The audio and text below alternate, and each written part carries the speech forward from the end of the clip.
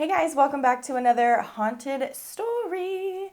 So if you're new to my channel, every Monday and Friday I sit down and I talk about a haunted, ghost, creepy, murder, out of the ordinary type of story while I get glam at the same time. It is the first video of October. It is the first video of spooky season. I am so excited. I cannot wait. I am already sweater ready. It just needs to get cold here in California because I'm over it, over the heat. So if you are new here and you are into the spooky stories or stories that really can't be explained all that much, then go ahead and hit that subscribe button down below and join the spooky fam. And let's just jump right into this story. Today's story is about the Monte Cristo Homestead. It's located in New South Wales, Australia. It was built in 1885 by a man named Christopher William Crawley. It's said to be one of Australia's most haunted houses ever. Okay. It's a double-story late Victorian style manor and it overlooks the town of Junee. I think that's how you say it. It's like June but with an extra E, so I think it's Junee. It's a beautiful, beautiful home. It is so nice. It has like a really nice little wraparound balcony.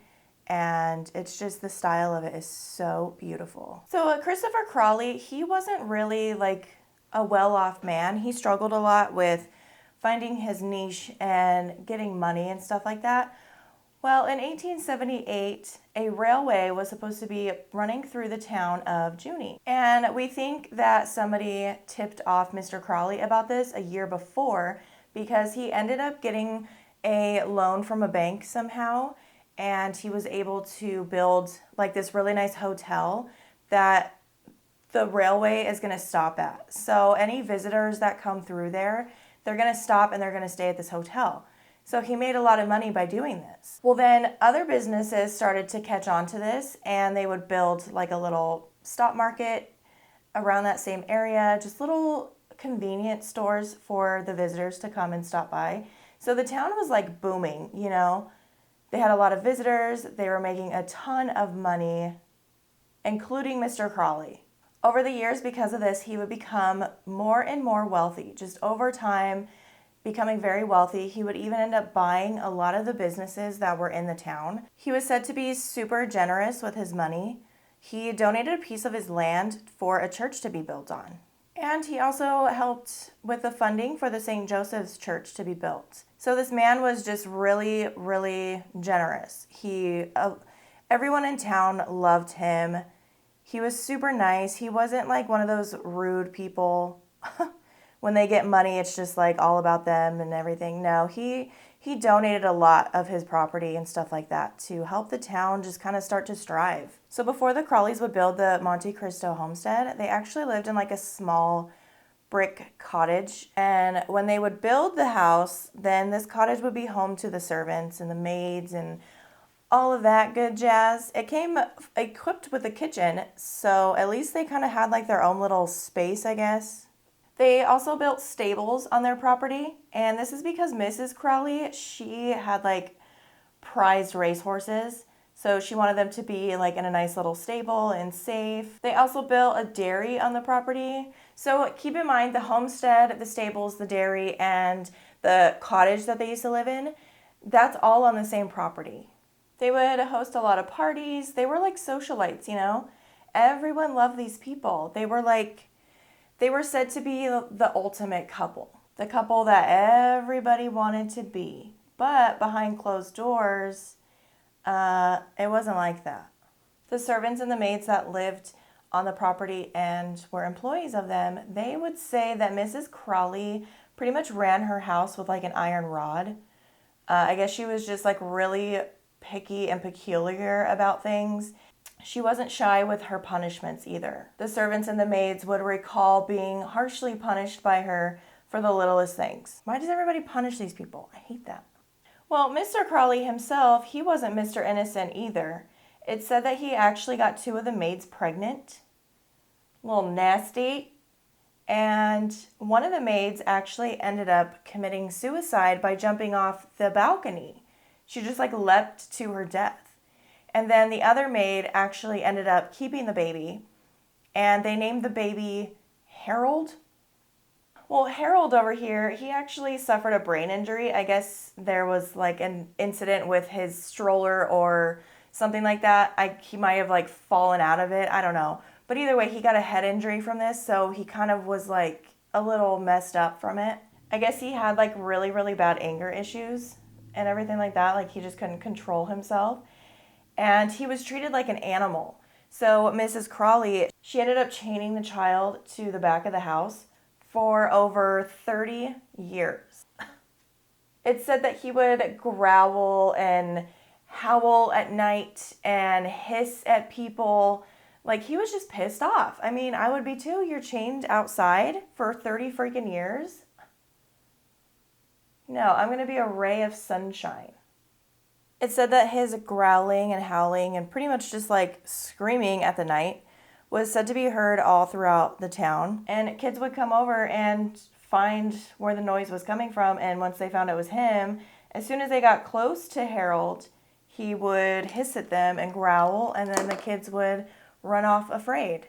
Mind your freaking business. I'm not going to go running into the freaking woods and everything to go see where this growling is coming from. No, mind your business. So one of the Crawley's children, they had a couple of kids by this time, but one of them was actually killed when they were a baby because one of the maids was carrying the baby down the stairs and she claimed that she was pushed by something.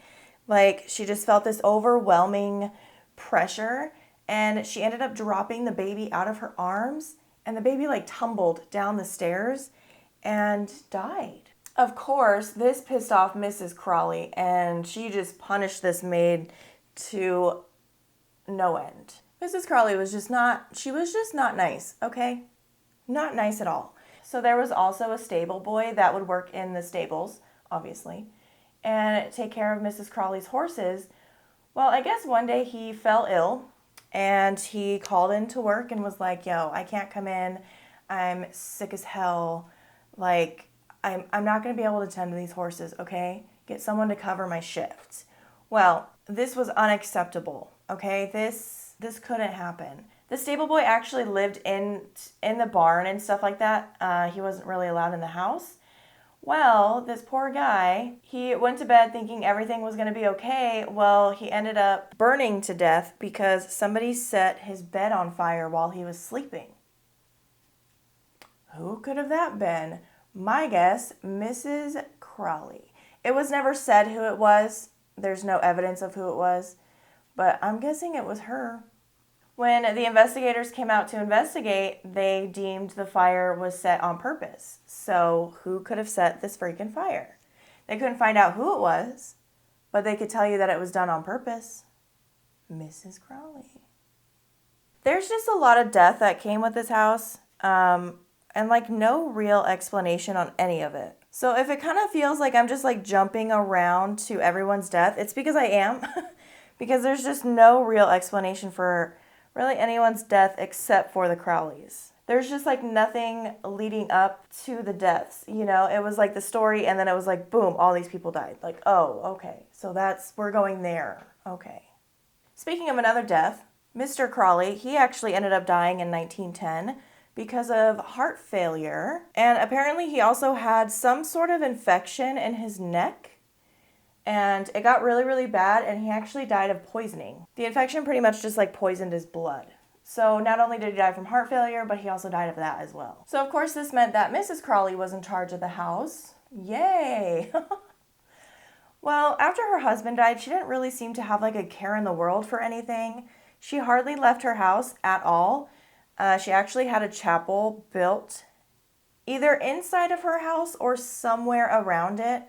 But either way, she had a chapel built and it said that she spent most of her time in there. Like she just didn't really have a care in the world after her husband died. She kind of just accepted it and just kind of just let herself go. You know, not like in the way of physical, but just mentally. She just checked out. As most of us would do, I would think I would. So Mrs. Crawley would spend all of her time in the chapel before she actually ended up passing away. She died in 1933, again from heart failure, but also she had a ruptured appendix. And back in those days, I don't think anyone really knew what was going on when that was happening. So there was really no way that she could survive that. And over the years, the house would remain a Crawley family home. You know, the kids would live there eventually, and then their kids. You know, it just kind of got passed down from generation to generation. But in 1948, the last family member would live in the Crawley house, and they would hire a caretaker to take care of the house. You know, they didn't want to live there anymore, but they also didn't want it going to crumbles. But unfortunately, the caretaker would end up dying. Well, I shouldn't say he ended up dying. He did end up dying, but he was actually more so murdered. A young man ended up knocking at the door of the Crawley home, and the caretaker answered it, obviously, and he was shot point blank by this kid. He was just a young kid, a youth. He was a hooligan is what he was, and he obviously died from this. But it said that this kid was watching like American Psycho. I don't know. That's a little bit weird because why would it be him out of all people? There's no explanation except for this kid was watching American Psycho and he was inspired by this movie to kill the caretaker, I guess. So because the caretaker died, the house kind of went to shambles. You know, it kind of just sort of fell apart over time. But in 1963, a couple actually ended up buying the house and returning it to its former glory. The house was beautiful again. It was perfect. Everyone loved it. The couple's name was Reginald and Olive Ryan, and they actually purchased the house for 2,000 Australian dollars. I don't know how much that is. I sound stupid, but I don't know how much that is. Someone let me know. How much is it? It said that Reginald worked a ton of jobs just to be able to restore this house to its former glory. I mean, he worked a ton of numerous different jobs, and eventually it paid off because the house was beautiful. It looked great. But little did the family know that they would soon start to experience paranormal activity inside the house. It really didn't wait long. Okay, it started almost immediately. Once the house was restored and everything was just beautiful again, everything started happening. So one night the couple actually left for the night. This was before the house had electricity. They ended up leaving and returning back when it was dark out. And when they got back to the house, it was completely lit up. The whole house. How could that be? There was no electricity to this house. It was just completely lit up. Every single light that would be in the house was on. Everything. Isn't that crazy? That is so weird. So the couple actually had a child, not like during the time that they were living there. They just already had a child. He was older, and it said that Reginald and Olive were out at like a party or something at night, and the son ended up coming home, and again, the house was completely lit up.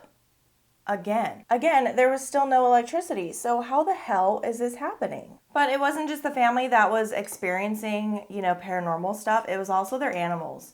And I said in a video before that animals can sense things and see things that we can't. So when you have like a dog or a cat or something and they start acting weird or start playing with something off in the distance or barking at something that's not there, it's because there's probably something there. They can see it and we can't.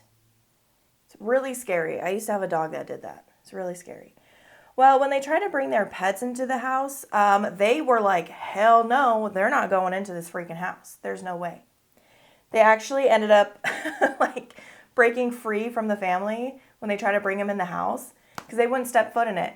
They ran away and the pets were never seen again. They straight up booked it out of there. They were like, hell no, I am not going in that house. I don't blame them. There was a lot of death in this house. It just seems like very, very tainted, obviously. It's deemed one of the most haunted houses. Later on, they would eventually get more pets, more dogs and cats and birds and chickens and all this other stuff. But the dogs and the cats, they stayed outside. All the animals were outside because, again, even these set of pets, they didn't want to come inside the freaking house. So they had chickens and parrots, and both of these animals were caged up. And one morning they went outside to find that all of their animals, like their chickens and stuff, they were choked to death. They were all dead. In their cages, by the way. Their cages were locked up still. And the other animals that they had, like, dude, stop getting freaking pets. But the other animals that they had, they all died in unexplainable ways. They could not figure out, why they died or how they died. They just straight up died. Stop getting pets. Hey, my animals keep dying. Can't explain how, but I'm just gonna keep getting more. Psychics that have come to the house pretty much just chalked up their animals dying because of Harold, the guy that was chained up to the house. They think that it was him. That he was kind of just like getting his revenge and just really pissed off. So they basically just said that he was taking it out on the animals, which I don't know. I don't know if there was reports that he did this when he was chained up. Like if an animal came toward him, he was able to like grab hold of it and hurt it. I don't know.